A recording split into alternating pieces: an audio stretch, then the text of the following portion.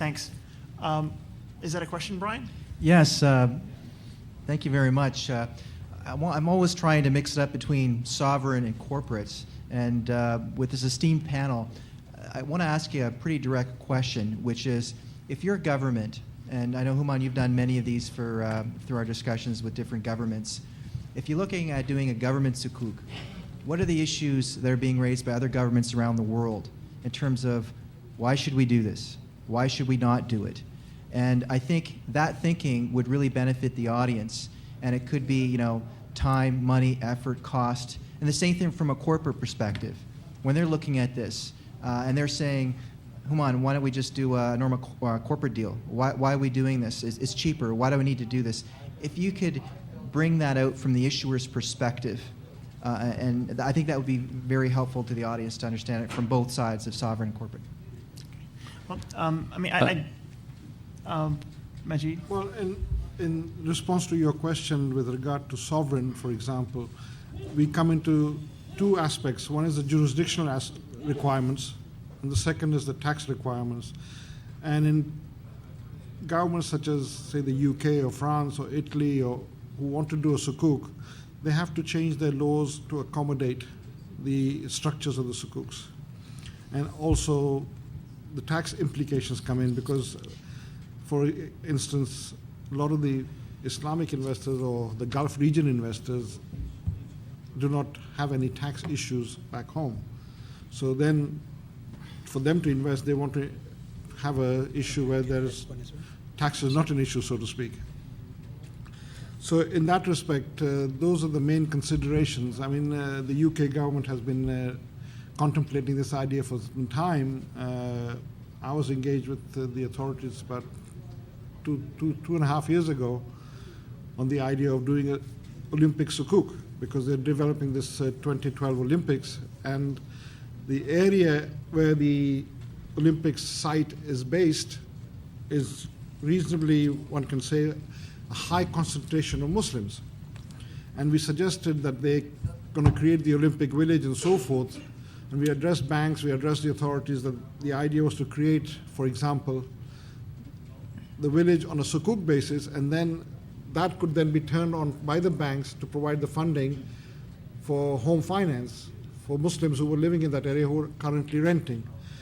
So a number of these things come in, but as I said, mainly it's to do with sovereign sukuk specifically, and in some ways also for the corporates it becomes the jurisdictional and the tax issue. Yeah, if I may add, because I was involved in the UK as well, not not the Olympic, but the other one. The UK government has been playing with the idea of issuing a sovereign sukuk for now 3 or 4 years, let aside the things of the Olympic, and they actually made the all necessary arrangement and change in the taxation. Legal requirement. They went to the extent that a certain real estate, sort of building, was chosen as a to back this issue, and then what happened was we were in Bahrain 2 years ago, 2008 in December. The deal was killed, to be honest with you, for political reasons, Let's be honest about that. Just a couple of weeks before, a major UK newspapers ran articles about with the titles like the Queen is selling or the Treasury is selling its own property to Muslims, these sort of things, and the deal was killed for only these reasons. Now the official reason given by the Treasury was that to issue sukuk would have cost a few basis points more than a gilt, which of course was a small screen. But the thing is that when you're talking about sovereign sukuk, and so assets owned by the public, the issue becomes very much political. It's true. Asnan, in addition to being a scholar, you're from a jurisdiction which has issued a sovereign sukuk. So what are your views? If I understand your question, Brian, correctly, is that what drives corporates and governments municipal to issue Sukuk instead of conventional bond. Am I right? All right. There are so many reasons, basically, what drives government, municipals, or corporate to issue Sukuk. First of all, the most important thing is the larger investors base. If you take, for example, the government of Germany, Saxony-Anhalt Sukuk, you may ask why they bother themselves to issue Sukuk. Am I right? You are in Germany, you are a province, why you want to issue Sukuk? Those who engage in that particular issuance also ask themselves why this government intend to have Sukuk, while they can easily issue conventional bond and get subscribed anyway.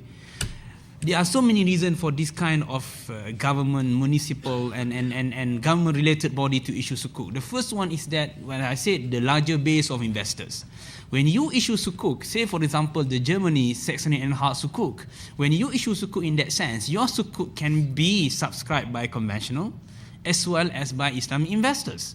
If you issue conventional bond, for example, from day one, the Islamic investor will not be able to subscribe to that all. That is the first reason why they issue Sukuk, for example. The second one is for the purpose of profiling. If you take the first Brunei government of Sukuk Ijarah, 400 million USD, for example, you will ask why government of Brunei want to issue Sukuk. They are liquid, they are so much with cash. They don't need cash. Why they issue Sukuk? The reason is for profiling. They want to be seen also as a country which also in the area of Islamic finance. The third one is the issue of benchmarking. The first Khazanah Sukuk in Malaysia was issued in 2000 something. I don't remember, to be frank with you. A lot of Sukuk you involved in, then you don't remember the years anymore. But I remember the reason sometimes. The Khazanah Sukuk, when it was issued, the intention was for the purpose of benchmarking Sukuk to be issued later.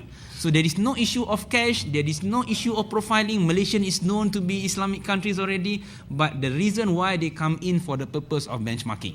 That is three main reasons why government into issuing of Sukuk. Besides that Sukuk can also get more money for them to